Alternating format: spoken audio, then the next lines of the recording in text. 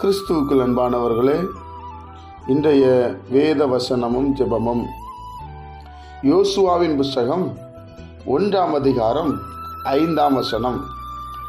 நீ உயிரோடு இருக்கும் நாளெல்லாம் ஒருவனும் உனக்கு முன்பாக எதிர்த்து நிற்பதில்லை.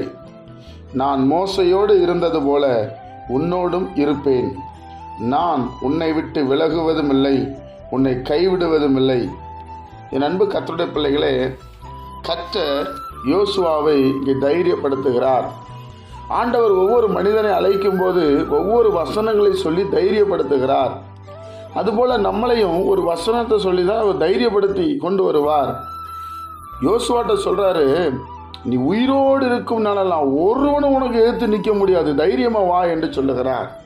அந்த வாக்கு தத்தத்தின் தெய்வம் தான் நம்ம தெய்வம்.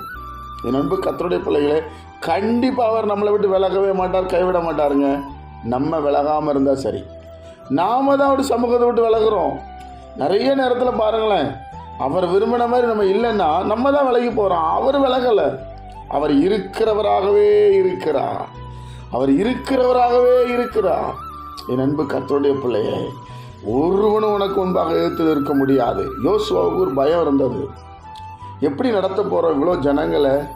மோசேக்கு எல்லாரும் செவி கொடுத்தாங்க. மோசேட்ட கர்த்தர் முகமுகமாக பேசினார். என்கிட்ட அப்படி இல்லையேன்னு சொல்லி யோசிச்சார். அதனால தான் கர்த்தர் சொல்கிறாரு, யோசுவா நீ பயப்படாத, ஜோசுவா நீ பயப்படாத. என்ன சொல்கிறாரு? ஒருவனும் உனக்கு முன்பாக எதிர்த்து நிற்க முடியாது, நான் இருக்கிறேன் அப்படி சொல்கிறாரு. பாருங்க, எவ்வளோ பெரிய தைரியத்தை கொடுக்குறாரு ஆண்டவர்.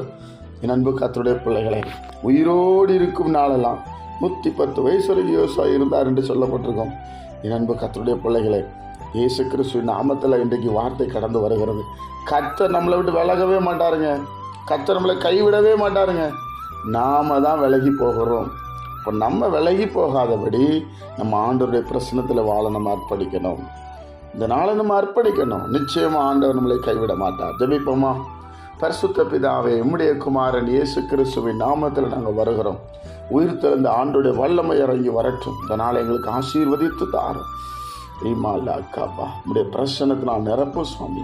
எப்பொழுதும் வசனத்தின் பிரசனத்தில் நிறைஞ்சிருக்க எங்களுக்கு உதவி செய்யும். எங்களை தாழ்த்தி ஒப்பு கொடுக்கிறோம். பிள்ளைகள் போகிற இடங்கள் எல்லாம் நம்முடைய பாதுகாவல் உண்டாகட்டும்.